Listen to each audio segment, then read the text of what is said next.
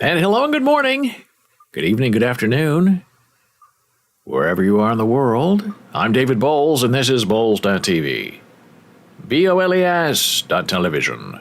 BOLES.tv. Coming to you most days, Monday through Friday, at 9 a.m. Eastern Standard Daylight Time.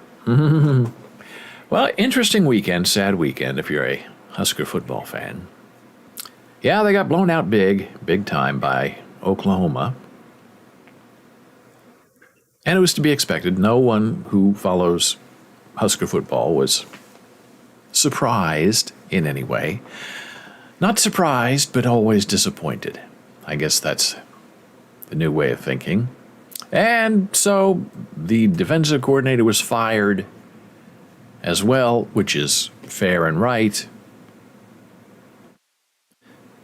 A recruit from 2023 decommitted, which you expect. Excuse me. And that's why I expect something to happen with picking a new coach. I really believe Nebraska, because they have had to start over and over and over again, can no longer afford to say to their fans, we're in a rebuilding situation.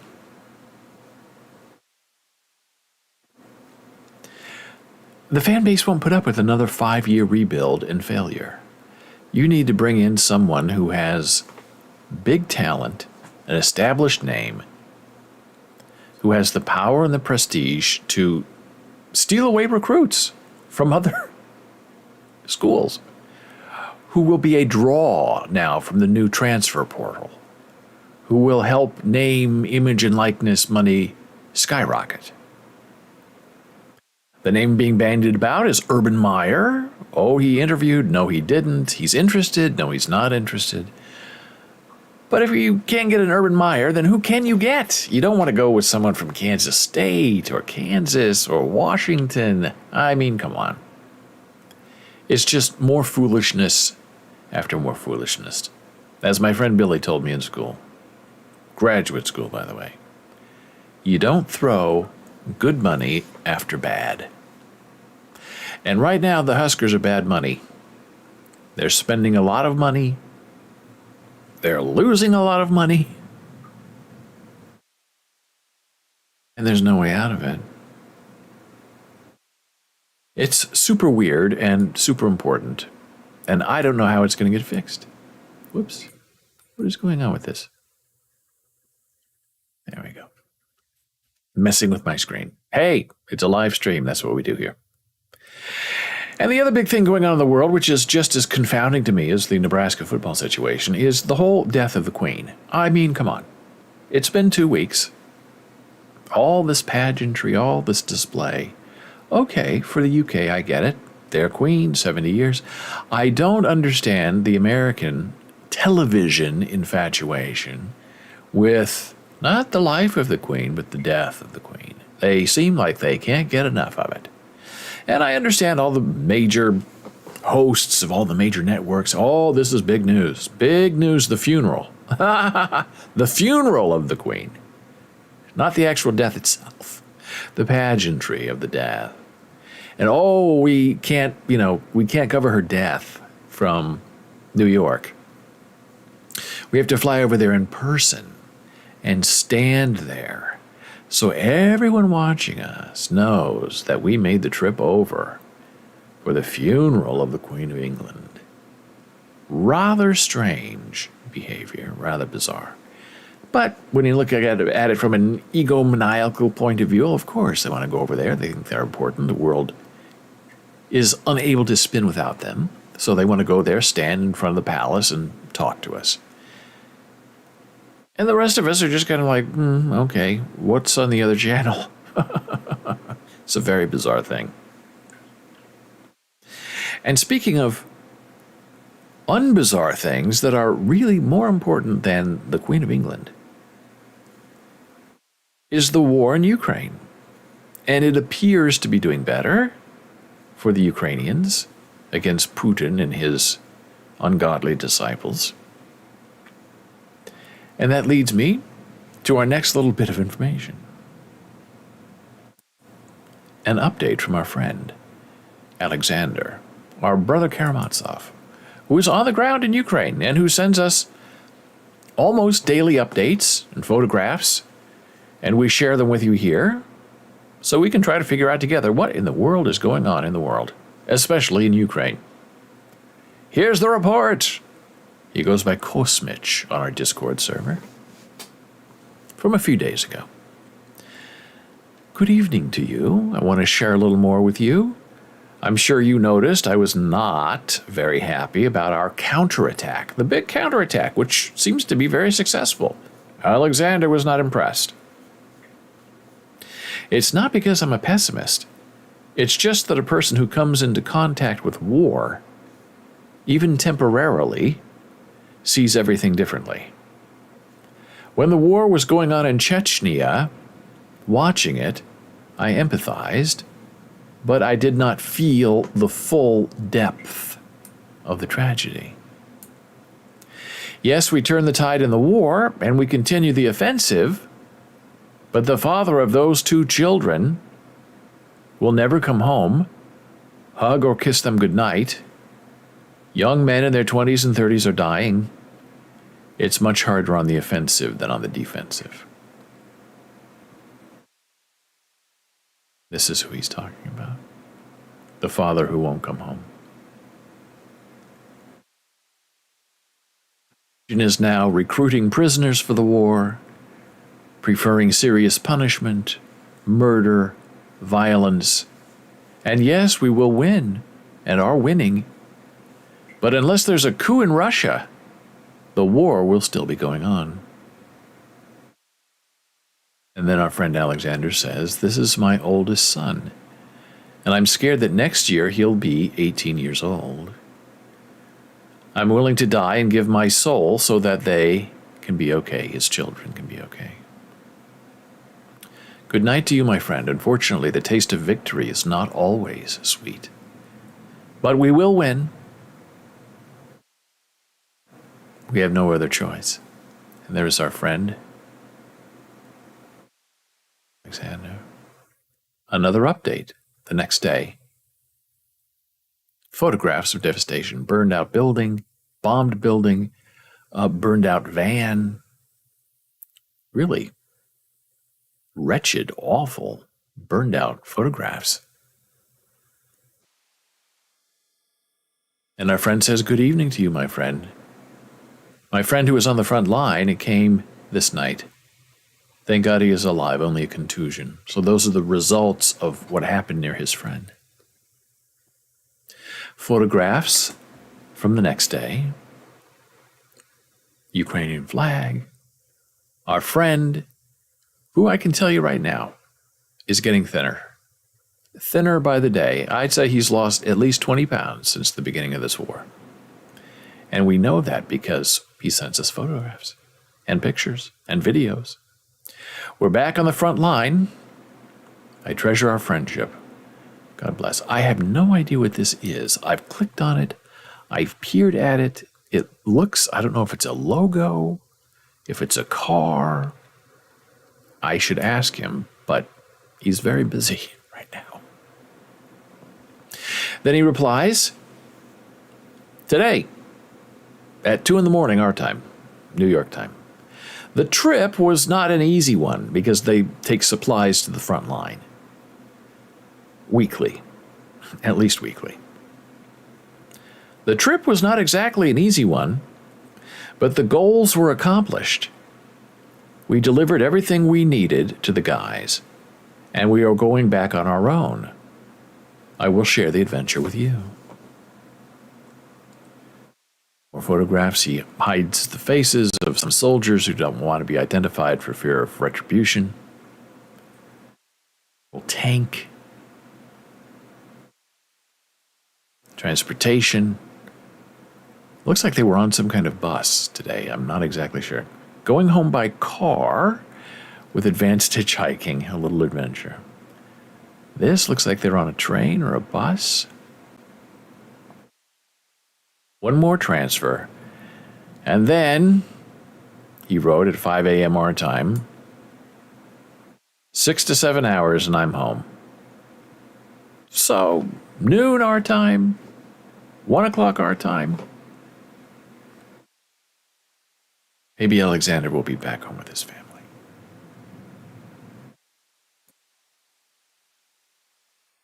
Well, another thing that is much more interesting to me than this ridiculous ongoing mourning of the dead queen. Now, Diana, I understand, because she was loved, she was young, she was beautiful, she was a princess. Many young women were enchanted by her. Many young men were smitten with her from afar. That I get. 96-year-old dying, pageantry. And maybe it's because this is the last one. Because I don't think Charles III is going to have this sort of effect on a nation. But maybe I'm wrong. Who knows? That's the part of fun of doing a live show. Nobody knows anything. So it's very interesting when you're able to learn something brand new. And other than the Queen of England, the other interesting story that has been going on, painfully going on, is this whole Donald Trump document stealing scam that he's working. And it is very bizarre and incredibly concerning. And one of the people who was providing analysis on television was discussing ways that Donald Trump gets people to do his bidding without him actually having to go on the record telling them what to do. He suggests things, he hints, he talks around things, he has other people do the asking for him. It's really a learned mastery of trying to figure out how to affect a bunch of people. And he's been quite successful all of his life. And one of the words that this person was using, I guess it seemed like it was a legal word, but maybe it's not a legal word. And I'm going to put on my headset so I can just hear how it gets pronounced by Merriam-Webster. And the name of the word that fascinated me is this. Inveigle. Now, I admit, I consider myself reasonably educated. I always like to learn new things. But when I heard this person using the word inveiglement repeatedly in this conversation, I had a hard time figuring out what the person was saying. So I typed it several different ways. I wasn't getting a result. I said, now I have to know. And I kept trying and trying and trying, and finally Google suggests, is this the word you're trying to do? Inveigle. Inveigle. Inveigle. Inveigle. Inveigle. Inveigle. Okay, so that is the word. All right, now we hear it. So inveigle, inveigled, inveigling, inveiglement. Inveigling. Play this one again. Inveigling. So it means to win over by wiles, to acquire by ingenuity or flattery.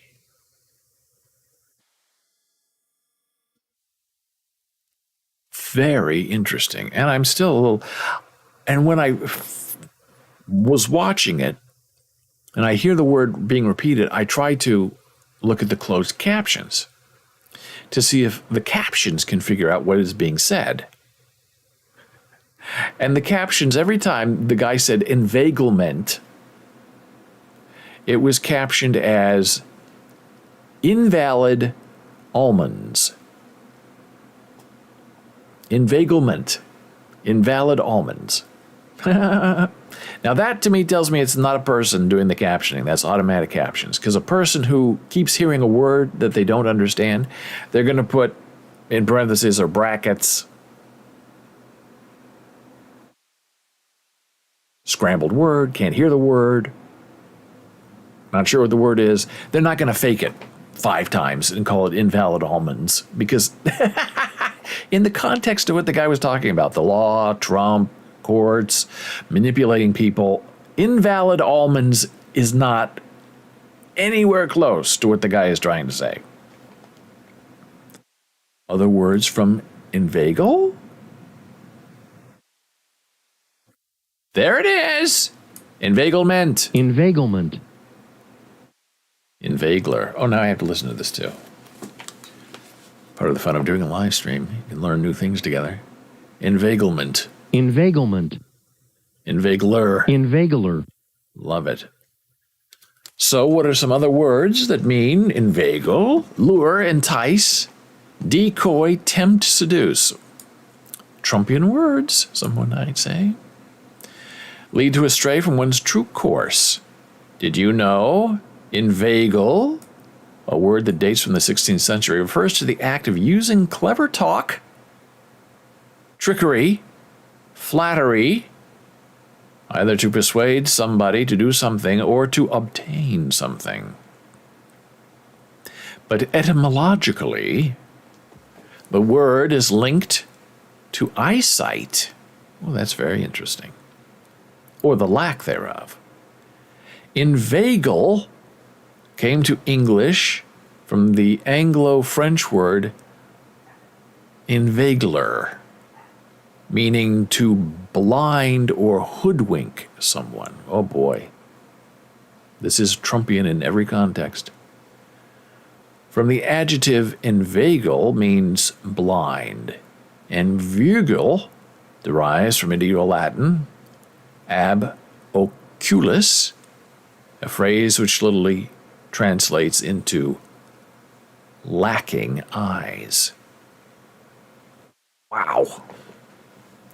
So I guess that's our word of the day. Here are some uses of using inveigle in a sentence. She inveigled him to write a letter. We inveigled the information from him.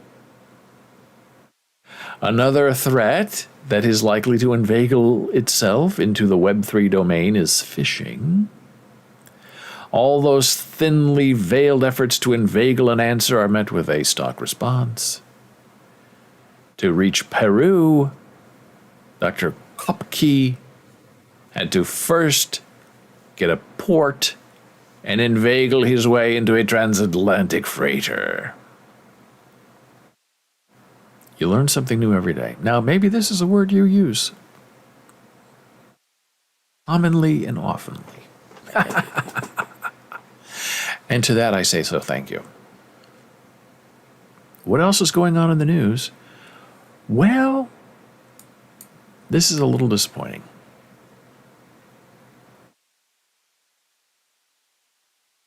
You don't expect a religious school that takes federal money to then try to turn around and get away with being bigoted or prejudicial or even cruel, although I guess there's no law against being cruel.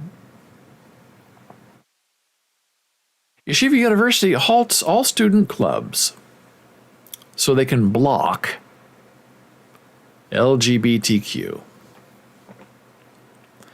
Earlier this week, the U.S. Supreme Court allowed a ruling to stand for now that required the university to recognize a gay group. So, the university, Yeshiva University, abruptly announced on Friday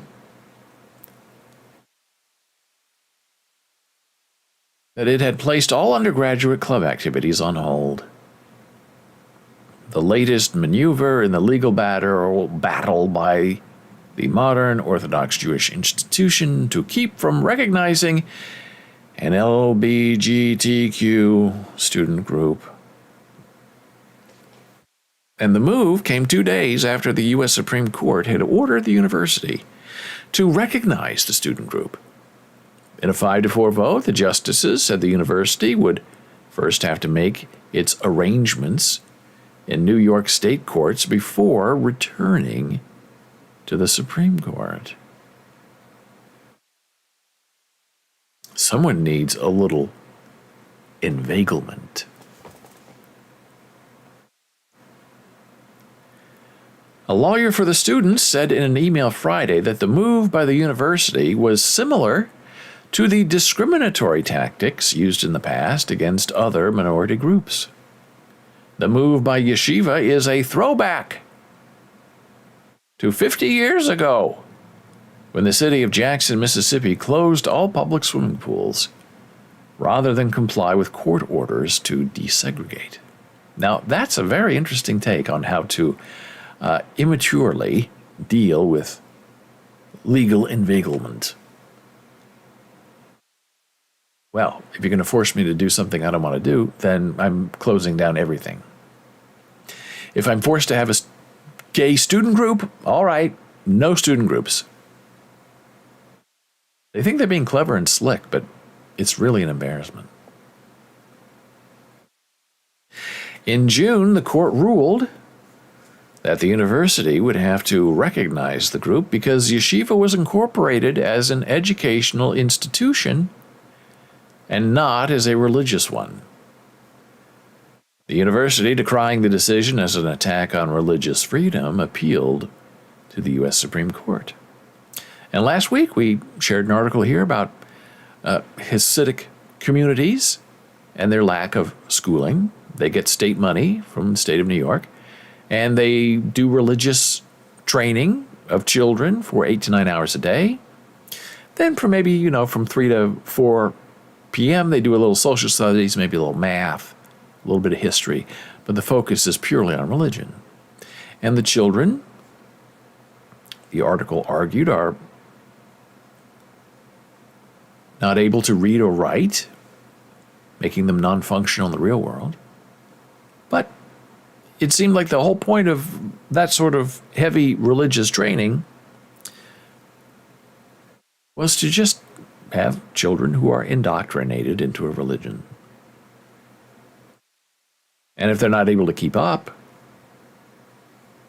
if they're not able to stay down, that's okay.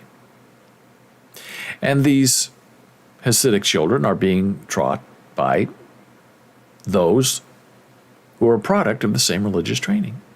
So they are being taught, the article continued to argue, by illiterate people who don't know how to read or write, and they are passing down that inability to communicate to the next generation of students they are training. And in other streams, we've talked about how the Jews are going to save us by restoring the right to an abortion. Because they're going to pick a case, and they're going to go up against probably not a state, but the U.S. Supreme Court, saying it is against our religious freedom for you to tell us we cannot have an abortion. Because for thousands of years, Jewish law has been a baby is not a baby until it is outside of the mother's body. And until that happens, the mother decides, period. She decides with a rabbi, her husband, her family, her doctor, not the state, not a government. So that clash is coming. So you get that side, which is very interesting, and then you get the Hasidic university, the Hasidic teaching, illiterates teaching illiterates, and now you get Yeshiva, university, saying, we don't want the gays here, so no student club. No clubs for anybody. So this is why religion and society and government are complex. Because there's one side, there's two sides, there's three sides. There are 100 sides to a situation. A lot of grays out there. Not everything can be so easily formed in just black and white. And when, let's say, people are having trouble, they're breaking up, they're getting divorced. What was the one thing that broke you up? And the answer is, it wasn't one thing. It was 1,000 things. Same application against religion. What's the one thing that defines you as a religion? Well, it's not one thing. It's 1,000 things.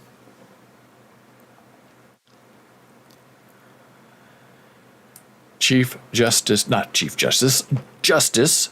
Sonia Sotomayor said the university could disregard the lower court ruling as the case could be considered by the full Supreme Court. Earlier this week, however, the Supreme Court justices reversed course and instructed the university to adhere to a lower court ruling while it works its way through the appeals court. Samuel Alito Jr., of course, writing for the dissenters of the Supreme Court order, said that further challenges were pointless and that the majority had inflicted grave harm on the university's rights to religious freedom. Justices Clarence Thomas, Gorsuch, Amy Coney Barrett supported Alito's dissent. And they were saying it's okay for Yeshiva to discriminate against gay students. And now we're taking our very first blood pressure break of the day. Returning in a moment.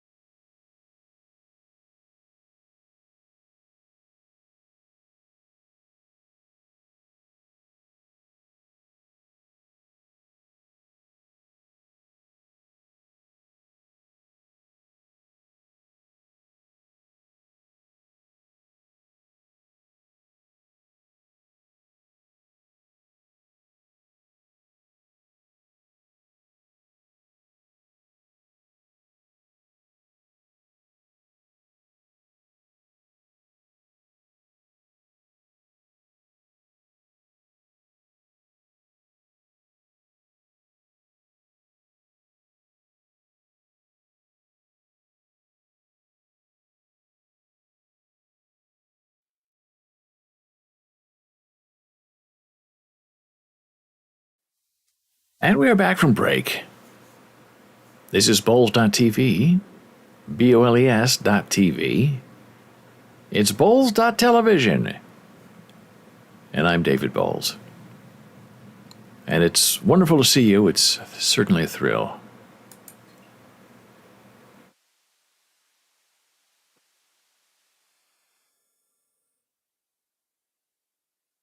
And now we have some interesting news to share. Yesterday, I received a very interesting notification on Facebook that I'll share with you now.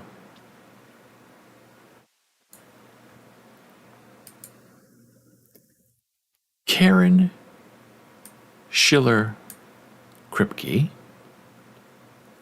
sent me a little note saying, I was just reading the article about Saul Kripke, our cousin, who died 2 days ago. No need to connect with me. Well, replied, I asked for more information, and she did not reply. So it's interesting to me when people do that. They read an article that I wrote or published. They contact me saying, hey, I read your article, and by the way, Saul Kripke's dead. Later. So we'll reflect a moment on the life of Saul Kripke. This is one of the articles published on Boles blogs, written by Andreas Sogstad in 2001. And the title of his article is Saul Kripke, Genius Logician. I won't read the whole thing for you here, but I will publish the link to this blog article on our Discord server and our live chat area, so you can check it out later. This is how Andreas started his article about Kripke. Saul Kripke is one of the greatest thinkers in modern philosophy. Now that's big to say that about a man. He is one of the few academics today who can be characterized as a living legend. And many people don't even know his name. Many people don't know who Saul Kripke is. For many years, he has been professor of philosophy at Princeton University in the USA. When he visited Oslo to give a lecture at my university, I met him at a local restaurant to do an interview. The image below of Kripke and me on the streets of Oslo was taken by Helge Skirbeck. Now, isn't that beautiful? There's Saul Kripke. There's our friend Andreas. And then he goes on to explain to you, dear reader, why Saul Kripke is a super duper a genius. Part of his conclusion, Kripke is a peculiar man with a sharp intellect. He talks fast and he thinks perhaps even faster. One is still stricken by the fact that he does not seem vitally concerned about applying philosophy to social issues. His ideals do not seem to be those of the visionary public intellectual, like Sartre, Russell, Chomsky, or Cornel West. Kripke is one of America's most respected philosophers. Still, he is not significant in public debates. But the mind-body problem is perhaps not so big after all. And here is a little secondary article that I wrote that Andreas wrote in 2005.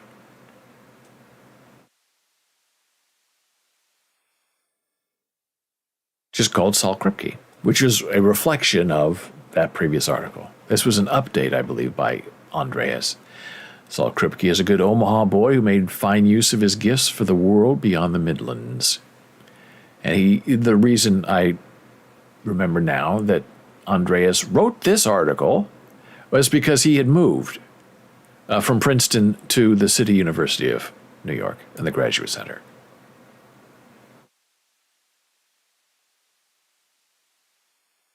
So, who is Saul Kripke?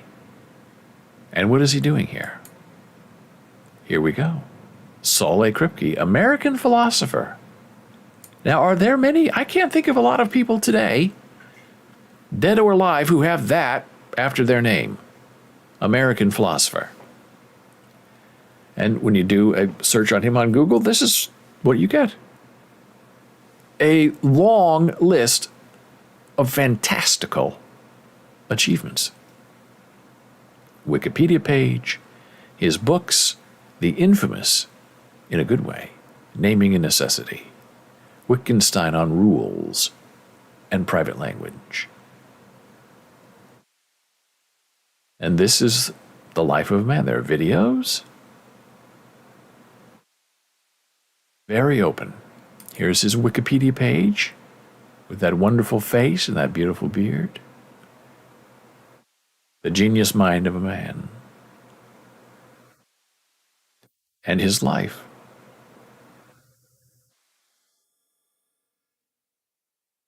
And this is somewhat difficult, but here's a little bit from his Wikipedia page. Kripke is partly responsible for the revival of metaphysics after the decline of logical positivism.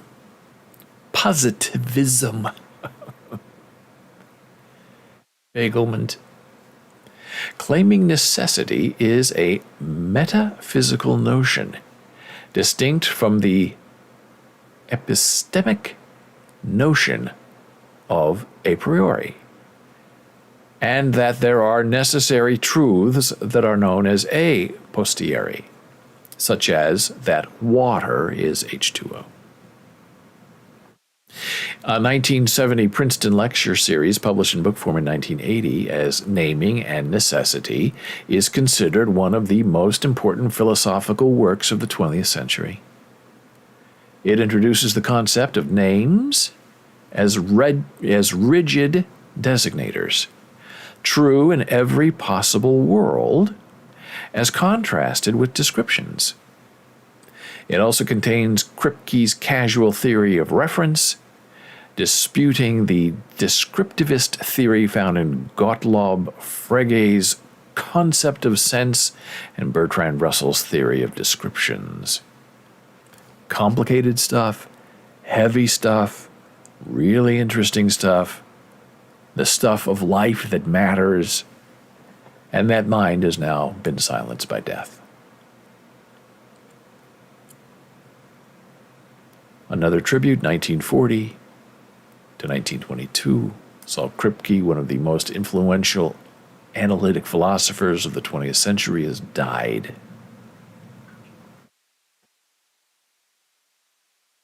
If you want to measure a life, one way you can do that is by going to Encyclopedia Britannica. And look, Saul Kripke, American logician and philosopher.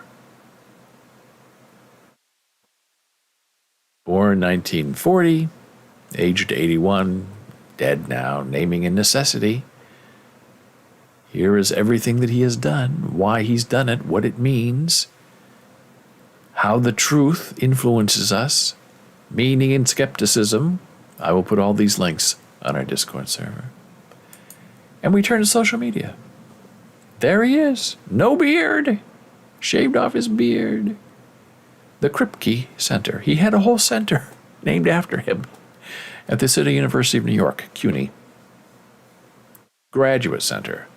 We mourn the passing, but celebrate the life and achievements of Saul Aaron Kripke.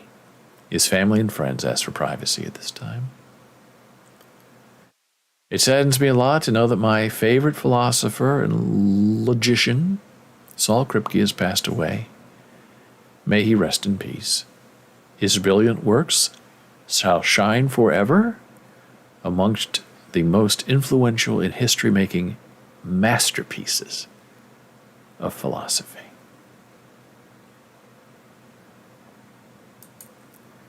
the Saul Kripke Center. Housed at the Graduate Center of the City University of New York, the Saul Kripke Center is dedicated to preserving, publishing, and promoting the work of Saul Aaron Kripke, one of the greatest living logicians and philosophers.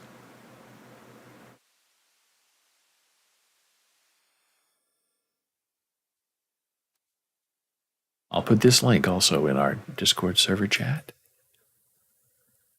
Saul Kripke Center. There's his bio. A recent photograph of the man. And so we are left with the remains of a life. And what does it mean as human beings searching for meaning, naming, necessity, inveiglement, in a very confusing world where we believe we see things and we understand what things are, and there are other people around us who try to change the meaning of those things. For example, my example, not a Saul Kripke example, if we hold in our hand an apple, does that apple represent one and one thing only, an apple? An apple is not an orange. An apple is not a socket wrench. An apple is not a banana. And some argue that all over the world, when you present someone with an apple, no matter the language difference, the intellectual concept, cultural conflicts, you can agree that this thing is an apple, no matter what label you apply to it, or what definition you try to change it to match your dysfunctional imagery or intention. But throughout languages and time and space, an apple, whatever it is named, is inherently one and one thing only, an apple.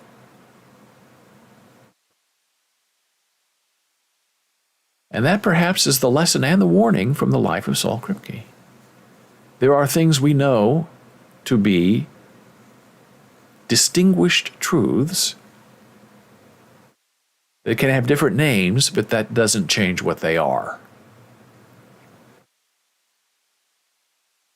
We don't have to negotiate meaning. We don't have to negotiate how this fits into that, because without any intervention from any human being, the apple remains an apple.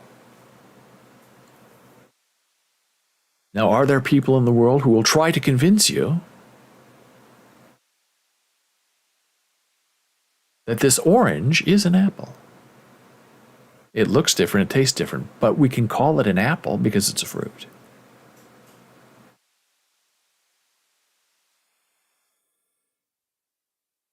And if you want an orange to be an apple, well, why don't we just say that an orange is also a bridge? Good for you, wakes you up in the morning, gets you a certain place. That's how people try to entangle the truth and universally agreed upon decisions to confuse you. The sky, not the heavens, the sky above is the sky. And there are people who try to convince you that that's not the sky, that's the ocean. That the sky is not blue, it's actually green. Then the media steps in and says, well, now there's a dispute. These people over here are saying the sky is blue, and there are people on the other side that say that the sky is actually green. And what are we going to do? How are we going to have some kind of resolution or definition? And I believe Saul Kripke would say we can't get into that conversation. We know what, where, how, and when a sky is, how a sky behaves, what it is, what it's made of, and that's it. And there are other people who say, well, we have a world, and it's not round, it's flat. So are you defining what the world is as something flat, or are you defining that the world is something round? These are the confusing terms, not of endearment or of enlightenment, but of political deception that can lead one astray from basic universal truths that have belonged to each of us every single day. An apple is an apple, the sky is the sky, and the world is as you find it.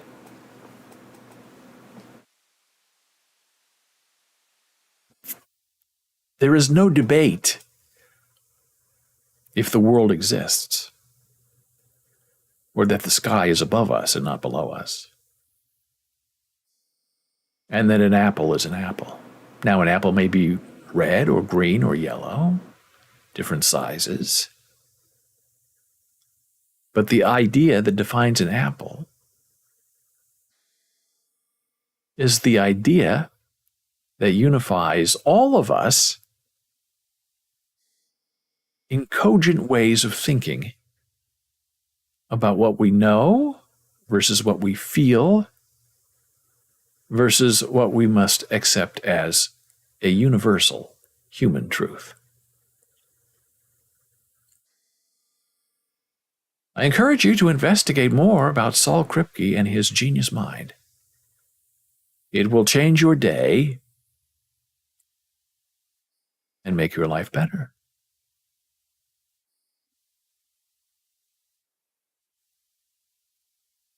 And now it's time for our next blood pressure break, returning in a moment.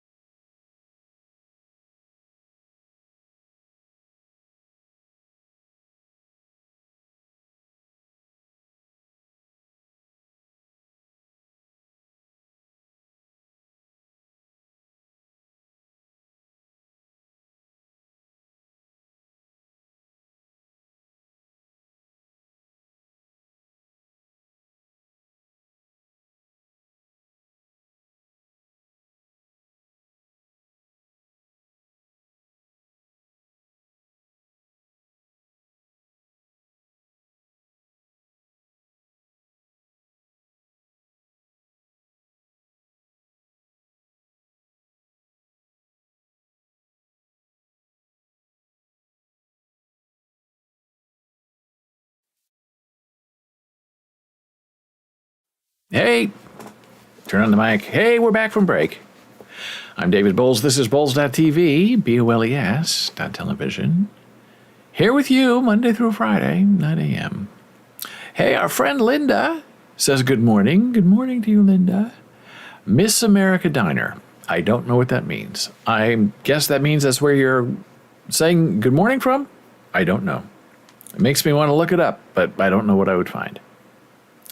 Maybe that's a code phrase for your home or something. I have no idea. But it's been an interesting morning talking about the Queen of England, inveiglement, and the death of Saul Kripke. Sort of a sadness, loss, things change. And that's always the desperation of a human life. Many of us want things to be predictable, to never change, to remain in stasis. And that's the hard thing to learn, is that everything we do is changing. Nothing stays the same. We don't want change, we're reluctant to change, we're conservative, but the world is not going to listen to us. And so you get left behind if you don't change. And then because you get left behind, you get angry and resentful, and all these terrible things start to cascade into life. And I am reminded, in this next story we're going to do, about how New York has changed. Has it changed for the better or for the worse? I guess we're going to find out.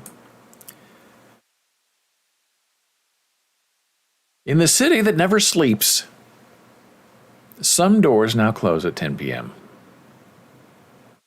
And isn't that a shame? When I was young, 1980s, early 80s, I was reviewing movies on television, and one of my mentors was Lita Powell Drake, who was a local television host in Lincoln, Nebraska. And she loved going on press junkets. That was a thing at the time. New movie, usually movie, a TV show. They would contact entertainment reporters from across the country, fly them in, treat them royally, and you get to sit down and interview the stars. And Lita was able to save a lot of her interviews and donate them to the Nebraska Historical Society, who then published them on YouTube. And I always wanted to go on a junket, but I never could. And then they kind of changed things, and they didn't really fly people out anymore, and they would send videos on 3/4-inch tape to be used for broadcast of interviews that were done with the stars previously, along with a press kit. It was kind of what they would call today a virtual press kit, but they were just mailed to you instead of bringing you out. And the thing that Lita was famous for is she would sit down with these famous people and ask them interesting, unexpected questions. Nothing gross or humorous, but just she knew their lives, and she would ask them specific things that they weren't expecting. So they tended to like her a lot because she would have a conversation with them, and they weren't just, saying the same thing over and over, with 50 different entertainment reporters in one day. Everybody gets 5 minutes slot with a superstar, and you're repeating the same information over and over and over. She would always switch it up. And the one thing that I remember she told me is she loved going to New York on these press junkets because she would stay up all day and all night. She said, David, New York really is the city that never sleeps. She said to me one time, and this is what I remember the most, you can get your hair done at 3 a.m. in New York City. And I was always fascinated by that. Because where we lived, you couldn't buy alcohol, beer on the weekends. If you wanted beer, you couldn't go to a grocery store. You had to go to a liquor store. Mondays, no alcohol sales on Mondays. Blue Sundays, no alcohol sales on Sundays. It was very restrictive. Everything closed 8 o'clock at night. Sometimes later on, if you were daring, things open up until 10 at night.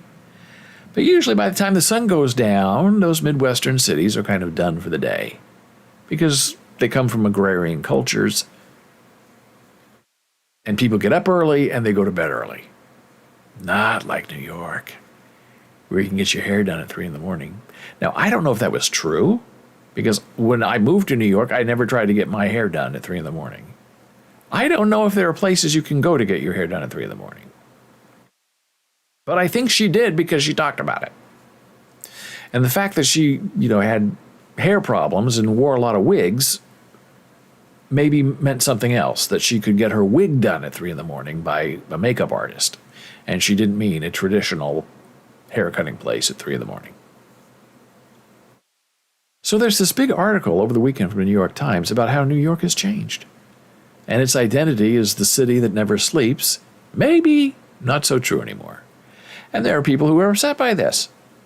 And it's a fascinating deep dive into what's going on after the shows. The reasons for these early closings. Used to be nothing ever closed, now everything closes. The reasons are varied.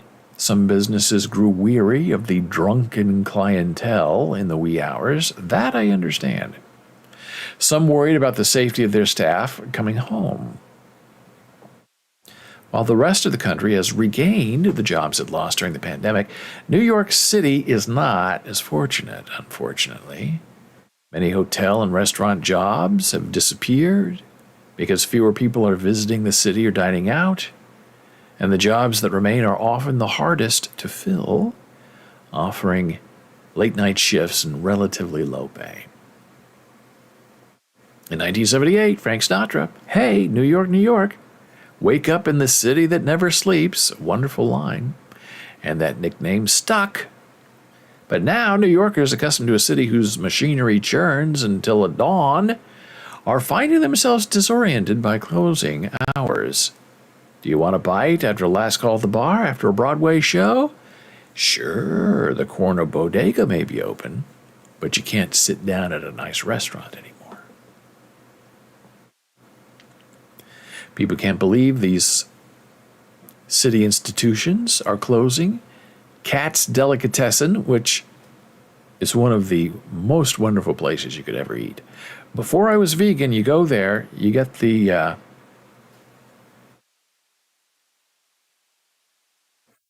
steak sandwich. I can't remember. I've lost my memory of what I used to order. And you tip the guy, $2 making your sandwich, and he gives you extra meat. And it was absolutely phenomenally delicious. And Katz's Delicatessen on the Lower East Side is still open 24 hours on Fridays and Saturdays. And attracts a crowd at 4 a.m. when the bars close. Now that is a life. I have never stayed up until 4 a.m. drinking at a bar and then made my way down to the East Side, the Lower East Side, to have brisket, provolone, and Russian dressing on rye. That was my order at Katz's Delicatessen. I would like to, but I would probably fall asleep by 10:30. We don't want them coming in late at night anymore. Another person said, some people said in a Chinese restaurant, they don't live in Chinatown anymore. So they go home to Brooklyn, Queens on mass transit. And with the anti-Asian attacks, we were worried for their safety. Hey, it's Jana Marie saying hi from Twitch. What memories. I enjoyed going there. Yeah, we loved Katz's. It was just a magnificent New York experience. And luckily, it's still going, which is terrific. I hope they never close. 2nd Avenue Deli closed, and I guess they moved somewhere else, but that was a shock. Another owner of a store says, I can't find any help. It's really hard to find people. People that wash dishes, cook the food, they don't want to work anymore. They don't want to work for what we're paying them anymore. One obstacle is that the pandemic disrupted Broadway and off-Broadway theaters. And the reliable supply of would-be actors and crew members who moved to New York ready to work in restaurants while waiting for this big break didn't happen because they didn't come to New York because there was no Broadway. And this restaurant owner says, now you don't have to come to New York to be in a show. You can be in Kansas and audition for a Broadway show via Zoom. And if you get in, you get in. Then you move to New York. And you have a job. You don't have to work at 4 a.m. as a dishwasher. And that's what you would do. You'd move to New York. You'd take these jobs nobody else wanted overnight. Because during the day, as an actor or performer, you'd be out on auditions. So you have to find a job that fits. And that's not a 9-to-5 job. A 9-to-5 job is not going to let you say, oh, I have to go to an audition. I'll be back in 2 hours. But if you're washing dishes or being a waiter or a waitress overnight, and you start work at 10 at night, and you work until 6 in the morning, and then you go to bed and you wake up and go to auditions, that's the life of the actor in New York City. Or at least it used to be.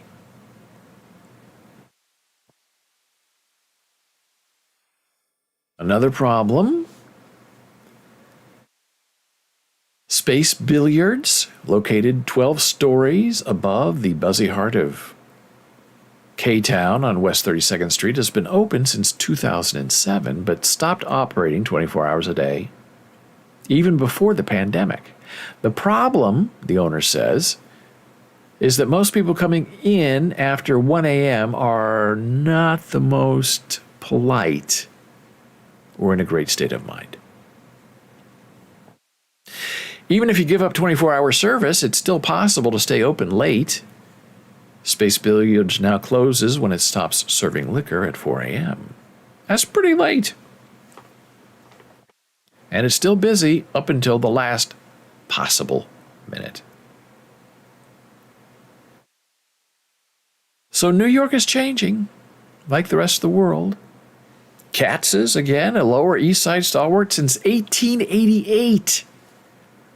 Began staying open 24 hours on Friday and Saturday, around 2009 or 10, the third generation owner says, and recently returned to those hours after focusing on shipping during the period of pandemic when indoor dining was not allowed. Katz's Deli is back to having people queuing up for pastrami and knishes every day. It's hard to put your finger on, but it really feels like New York is, sort of done with its PTSD in some ways. And Joe Biden said last night on 60 Minutes, hey, the pandemic's over. Can you do that? Just say, done. No more disease. Now it's the flu. I think it's dangerous. But who am I? What do I know? Now, another very interesting story from New York City is how New York is trying its very best to bring its infrastructure back up. LaGuardia was known, JFK was known, those two airports, as the filthiest, most awful airports in the entire world. And New York was embarrassed by it and has done some things to try to overhaul the experience of flying in and out of New York City. When LaGuardia Airport opened in 1939, it was a modern marvel. New Yorkers would visit just to watch the planes take off. Things had changed by the end of the 20th century. LaGuardia was no longer such a glamorous destination. New York's 3 airports were often ranked among the worst in the country. Interesting look. I don't know if she's weighing herself or trying to get some sleep. But now the renovation of LaGuardia is almost complete. One of its terminals has already won an award as the best new airport in the world. Wait, LaGuardia is nice now. inside New York's $25 billion airport overhaul. So this is the new look of LaGuardia. Lots of light, lots of white, lots of beautiful space. The first airport to be completed will be LaGuardia, where Delta Airlines just opened a gleaming $4 billion terminal. I like the floor. At Newark Liberty, a $2.7 billion terminal is scheduled to open this summer, with new AirTran to follow. At Kennedy, work has begun on a comprehensive redesign. The landmark TWA terminal has already been transformed into a stylish hotel.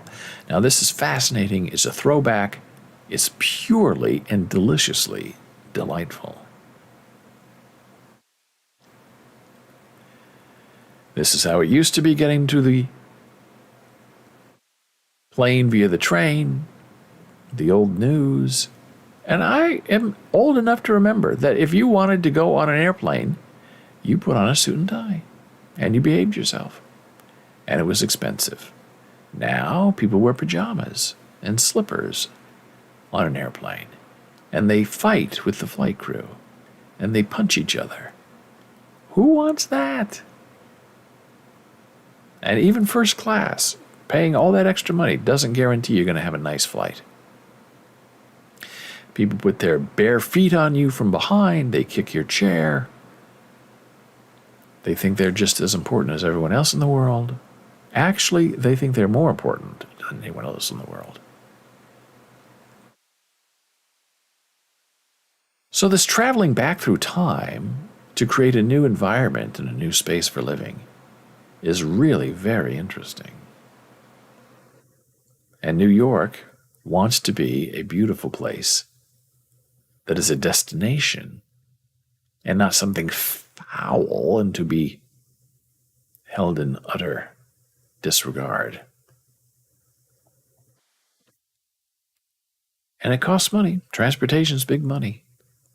But if you're going to make a nice place, I guess the idea is people will come. And LaGuardia has had a terrible, terrible reputation. People did not want to fly into LaGuardia.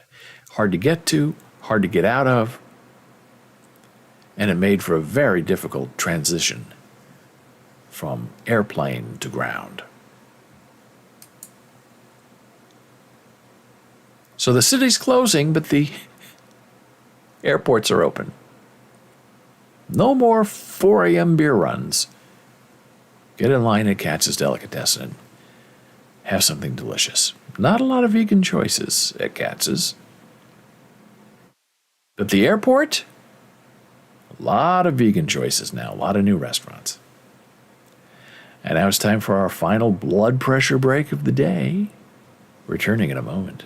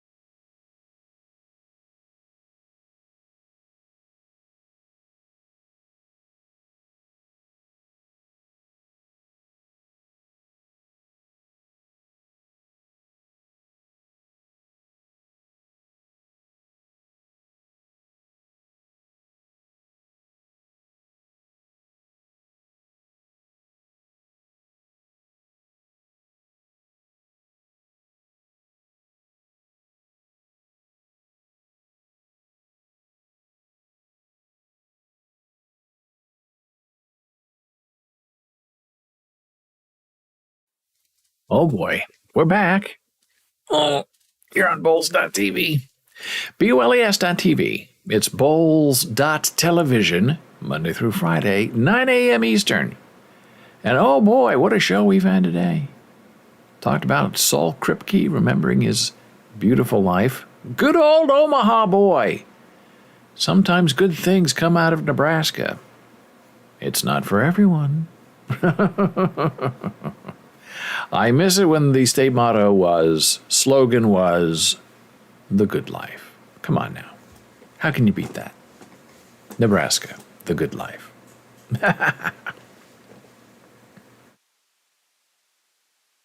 And then we talked about the airports. We talked about New York not sleeping. Talked about the Queen of England dying. And now we're taking another step into what is, I consider, another unreality. And it's dismaying and concerning. Have you ever watched the show Hoarders? Used to be on television a lot. Was it the Learning Channel? It's interesting how the Learning Channel has now become the terrible people channel. Not that hoarders are terrible people, but TLC has a lot of horrible reality people on their channel now. It used to be the Learning Channel, where you'd watch it and you'd learn something.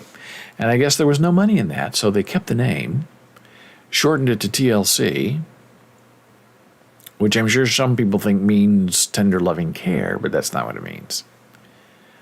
And they're trying to, I guess, make money off the dismay of others. And Hoarders was sort of an interesting show in that it showed mentally unstable people living in filth and, in my opinion, being made fun of on television. Oh, we're here to help. It didn't seem that a lot of people were really helped by that show. A lot of people were made fun of, and if you're dealing with people who are mentally ill or have a mental deficiency, and you would think that someone who would live in actual filth, human waste and filth, is not necessarily mentally sound, that they would be incapable of making a decision to sign a waiver to appear on a television show. And if people around them, the family members, who maybe have power of attorney, are signing for these people to put them on television so they can be made fun of, that's a very difficult thing. The same with the addiction shows, the Dr. Drew addiction shows. If a person is in the middle of the throes of something as horrifying as addiction, how can they be expected to be of sound mind and body to sign away their lives to be on a television show? How can they give permission to be filmed? I have the same feeling about these hoarding shows. Who gave the permission to put their lives on screen? And sure, the shows bring a psychologist and people who get rid of their garbage, but it's a much longer, deeper process than that. It can't be achieved in a 1-hour television show successfully. It can be pretended to be solved in an hour. But the problems of hoarding are usually very deeply tied to some sort of irrevocable loss and grief. And those people don't need to be made fun of on television for profit. So here's an interesting story from the New York Times about homeless people who are hoarders and living on the streets of Los Angeles. Now, if you are a hoarder, you have a problem getting rid of things. You carry things with you. You have baggage, grief, pain that you cannot release. And it doesn't matter if you live in a mansion. Hey, it's Donna. Nice to see you. Thank you, Donna. Wonderful to be here. And so if you happen to be a hoarder and you're living on the street, you're living in an apartment, in a treehouse, in a motel room, Even though you don't have anything, it is still within you to keep and hoard things. And this is a fascinating article that I will put the link in our Discord chat after the show. And it's basically following the story of this one man and his dog and the stuff that he carries around with him from shelter to shelter, motel room to motel room, because he's a hoarder. And it's not like you can say to a hoarder, well, stop hoarding things. Just throw that away and be done with it. We know that it's not possible. They can't do it. Blanco and other homeless people sheltering at the Chateau Inn and Suites in Downey, in California, had to leave by the end of the day because a motel voucher program that funded their stay had ended. Caseworkers said that they had shelter space or rooms at other motels waiting for them. So, okay, pick up your stuff, go to the new place. Done. What are you going to do? You have a dog, and you have piles of stuff that you cannot psychologically leave behind. The end of the voucher program came as Los Angeles County officials have gradually shut down sites of larger shelter programs called Project Roomkey, which was launched at the start of the pandemic to use hotels to minimize the spread of COVID-19 among people living on the streets. Wonderful program, right? The program provided a lifeline for homeless people and gave county officials the chance to place them in permanent housing. Blanco cannot bring all of his stuff into a shelter. Studies have shown that people with hoarding disorders face a higher risk of becoming homeless, particularly when landlords seek evictions over unsanitary conditions in their homes. Moving is a lot different for a hoarder. And this is the guy with his dog. And he says to the reporter, well, my room wasn't always like this, filthy and messy. It happened over time. It started with crafting, something he's found comfort in since he was a little boy. He wanted to make cardboard dog houses for his dog Leo, and then cardboard shelves to store his shoes, food, toiletries.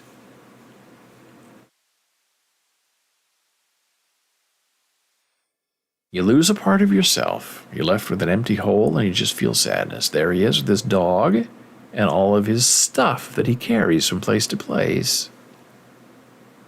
He grew up in Long Beach. His brother was killed at the age of 24. Now there is the trigger. That's the grief. That is the longing. That is the refusal to let go. He said someone was playing around with a gun and accidentally shot his brother in the head. That following spring, a gang shooting occurred outside his mother's home. Blanco said as people fled, he rushed out to help 16-year-old Shanda Balcrum after a bullet struck her in the head. He said he held her in his arms until paramedics arrived. She died days later, according to police. So this guy lost his brother and held a woman who was dying. Now that's traumatic for anyone. It could make you a hoarder. It gives you a reason.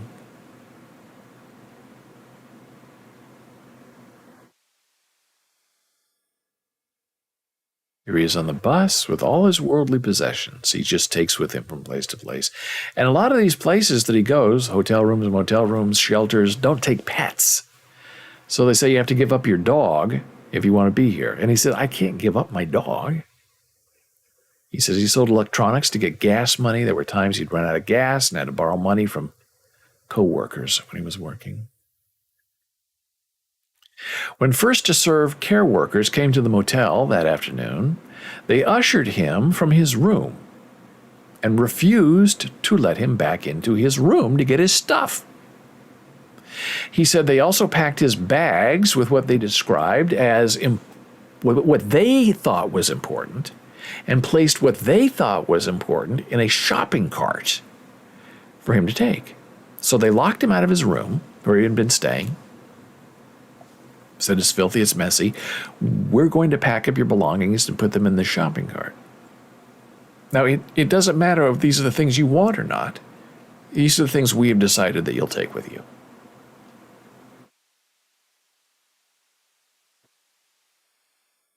I told the manager at his new building, hey, I was sent here by the first serve people, the people who put his stuff in the shopping cart. And this new manager's looking at him like, what are you talking about? You're not coming here with your junk and that dog. And after a back and forth discussion, the manager said, come back later. So he took his stuff back to Downey because the stuff was still there. The ride slowly ate away at a cost of $300. Then he later found out there was no room. So he was pushing this laundry cart that they had packed for him. And he had a backpack and plastic bags filled with shirts. And there were no vacancies. So where do you go when you're homeless? And your room that they promised you when you were moved is not available at all. You go back to the streets. He said, I think they saw me walk up with a shopping cart and my dog, and they didn't want me. It was embarrassing. So for days, he slept next to a car wash in Downey and washed his body in an outflow drain along the San Gabriel River.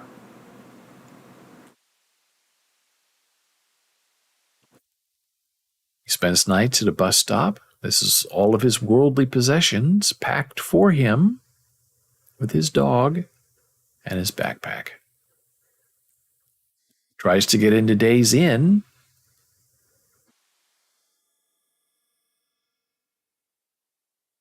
Went to a hospital to try to get some help.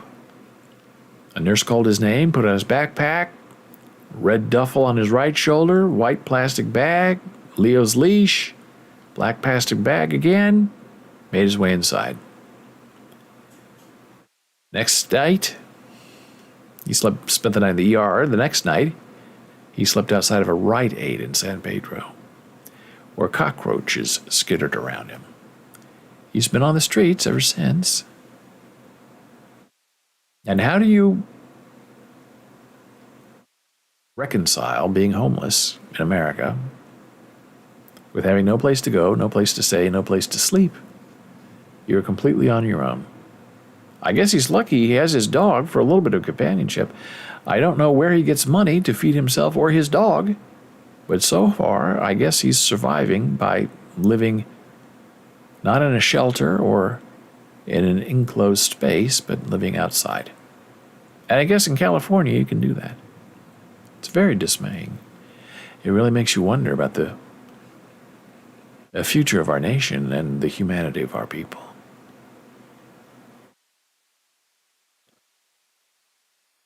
And now, my friend, it's that time of day. Oh, yes.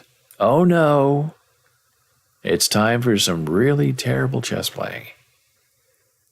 With your friend in mind. Not Bobby Fischer. Oh, no, not Bobby Fischer. Everybody loves Bobby Fischer, some people say. Other people don't. It's time to play some chess. And here we go, trying to figure out how we're going to win this chessable puzzle. And when I say win, I mean we'll see. And I play these puzzles every day, even when we're not streaming or when we don't do it on stream. And I play so well off stream, and then I get here with you and everything crumbles.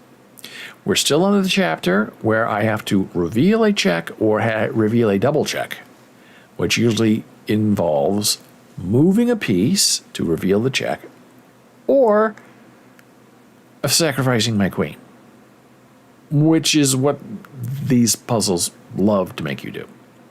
So I'm going to click on this. I have 2 moves to solve the puzzle. I am not showing you the puzzle yet because this is a timed puzzle. So the second I click on that, it's going to start a timer. And I have to make all my moves or I don't get the points. So that's why I'm stalling. Here's the puzzle. Here's the object of my desire. Here are my weapons. I got to be careful of this queen here. So I have 2 moves. Many, many things to do. Now, I'm very tempted to move that there. The king is in check.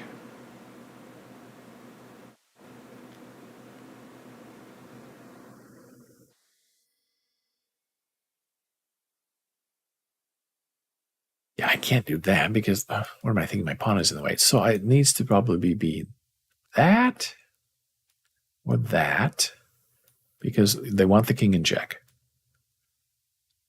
That will take here. Otherwise, this will take here. Oh, I got to make a move. I'll move here. It was one of 2 choices. I made the wrong choice. Not Bobby Fischer. Okay, so it's only 2 moves. That's 1 move. Second move. Okay, that.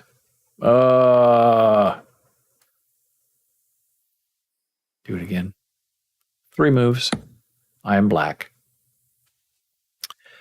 Object of my desire. Here are my weapons. It's a 3-move masterpiece. So I think we have to go here. Puts the king in check. Protected by the rook. Okay. It seems okay. But you never know with these puzzles.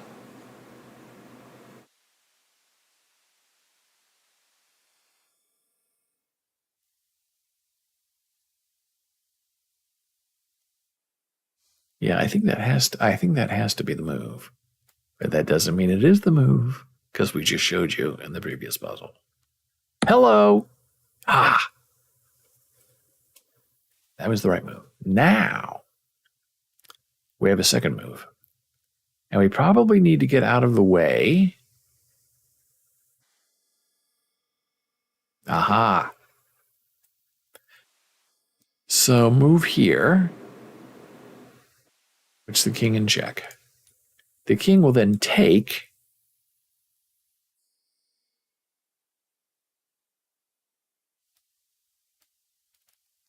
Check, take. Take. Oh, that doesn't look good at all. That looks terrible. Well,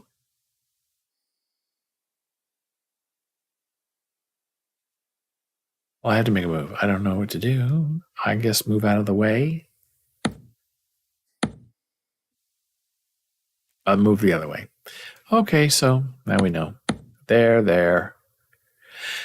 Okay, and then we move this here, and then we win. Okay, 66%. I'll take it. I'm done with that. However, I'm not done with puzzles. Now we're going to do the chess.com puzzle of the day. This looks very confusing. The title of this puzzle is A Hop, Skip, and a Jump Away from Mate. We're playing white. A hop, a skip, and a jump. Now, a jump is a knight. A hop is, I would say, a 2-move pawn move. A skip to me sounds like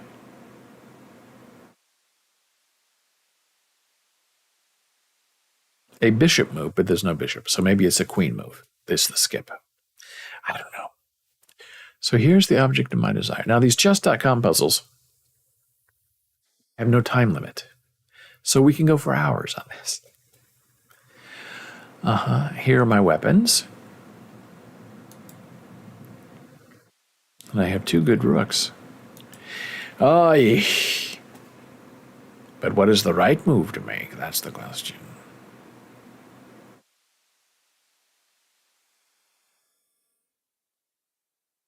And these chess.com puzzles are sneaky because they're not always obvious and they not always end in a check or a checkmate. Sometimes they just want you to find the best move and that's enough. And those are the best puzzles, but the most confusing puzzles.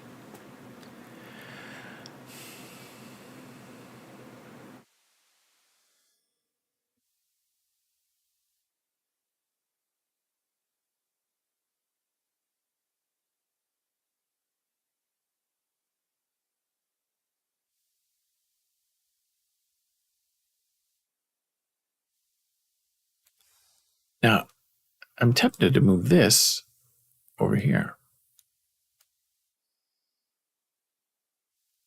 because it takes that pawn, takes the space.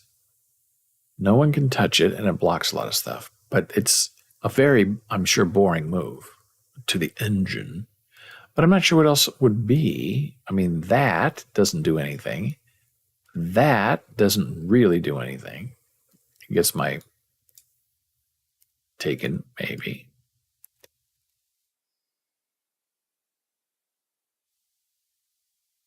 But maybe we want that bishop out of the way.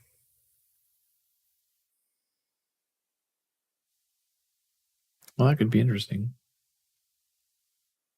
So I think it's a knight move. Working on the knight moves.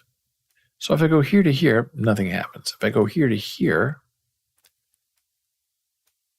that bishop is in the way. And then I could go there, and that puts, okay, I think that's what it is. I'm going to make this move. No. Or if I make this move, no. Now, if I get 3 in a row wrong, as I have 2 in a row wrong, I'm going to take a hint. A hint is not a solution. A hint will highlight the puzzle that is in trouble. Will highlight the piece that is in trouble. And I'm in trouble all the time, as I'm proving to you right now. So,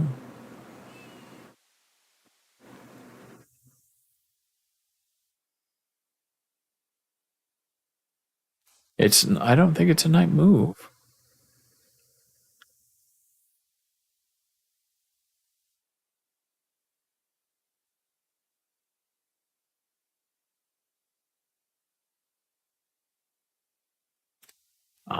Maybe it's this. Queen takes the pawn, no danger. I'll try that one. No. Okay. Try again. Give me a hint. It's that knight. So it must go here. I don't know why. I'm sure it explains it somewhere.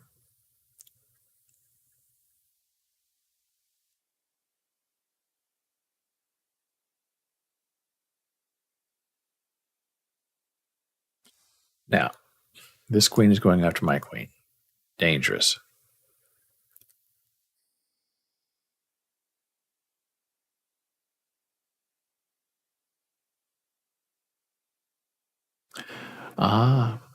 So if I go here, I think that's checkmate. Mm-hmm. Because the king is now boxed in by his queen. King can't move here because the queen is still here. Yeah, that's what it is. Well, that's disappointing.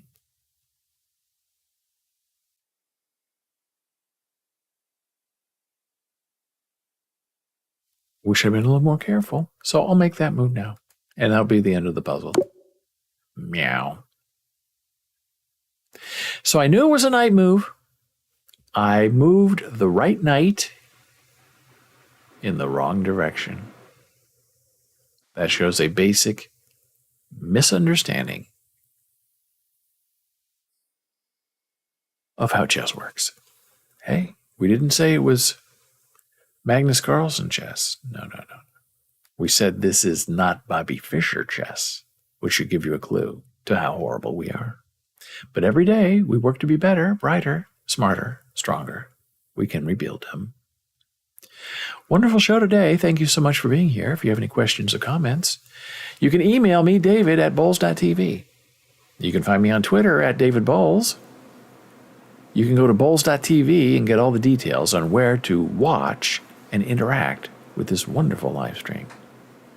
On Facebook, we are BOLES. Instagram, it's Boles Books. And if you want to go to our Discord server to lap up the links that we shared today, here's the link you can go to right now and have some fun. So I hope you have a wonderful day, a great nap, a nice meditation and relaxation. And when ye shall awaken, may your soul be filled with the joy of enlightenment, Saul Kripke, and inveiglement. I'll see you soon.